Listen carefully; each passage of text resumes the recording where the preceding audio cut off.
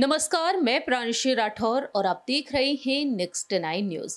महाराष्ट्र में सियासी संकट थमने का नाम नहीं ले रहा है। आए दिन किसी न किसी विवाद के चलते यहां पर सियासत गरमा रही है।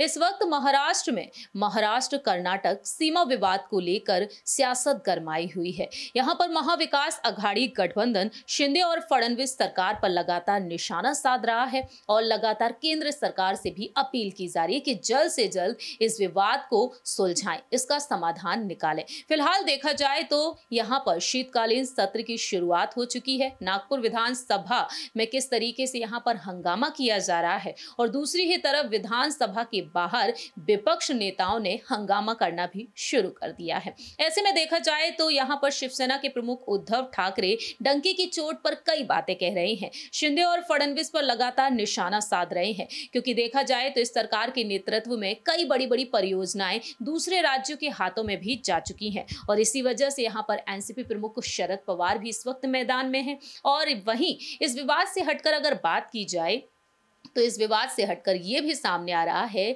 कि सीएम पद की दावेदारी के लिए महाविकास अघाड़ी गठबंधन की तरफ से किसे आगे किया जा सकता है साल 2024 में जब विधानसभा चुनाव होंगे। यहां पर उद्धव ठाकरे ने ऐलान किया कि एक महिला को मुख्यमंत्री होना चाहिए। तब से उन्हीं की पत्नी रश्मि ठाकरे का नाम टॉप पर बना हुआ है। लेकिन रश्मि ठाकरे के अलावा यहां पर एनसीपी से सांसद और साथ ही साथ यहां पर शरद पवार की बेटी सुप्रिया सुले भी हैं। वहीं उनके भतीजे अजीत पवार भी हैं। दूसरी ही तरफ देखा जाए तो उद्धव गुट से सुषमा अंधारे भी हैं। वहीं यहां पर मौजूदा मुख्यमंत्री एकनाथ शिंदे ने कहा कि आने वाले जितने भी चुनाव होंगे उन चुनाव में वह जीत हासिल करेंगे। और वहीं दूसरी ही तरफ बीजेपी की तरफ से उप मुख्यमंत्री देवेंद्र फडणवीस को सीएम बनाने की मांग अभी से उठना शुरू हो चुकी है। तो ये वक्त के साथ साथ पता चलेगा कि सीएम पद की दावेदारी के लिए आखिरकार किसे आगे किया जा सकता है।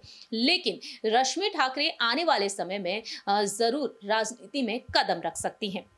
अंदरूनी सूत्रों के मुताबिक कई बड़े बड़े दावे किए गए हैं। दावा यह भी किया गया है कि बेटे आदित्य ठाकरे के साथ आगामी बीएमसी चुनाव में वह चुनाव प्रचार करती हुई नजर आ सकती हैं।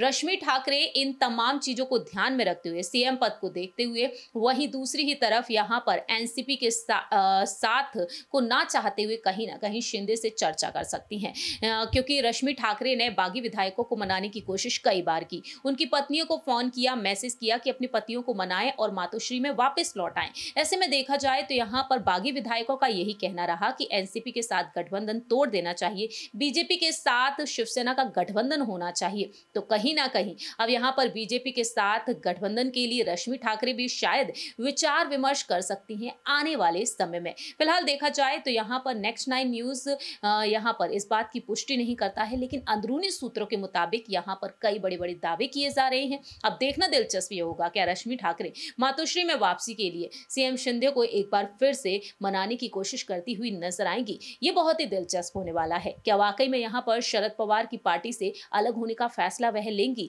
अगर वह बागी विधायकों को अपने खेमे में वापस चाहती हैं।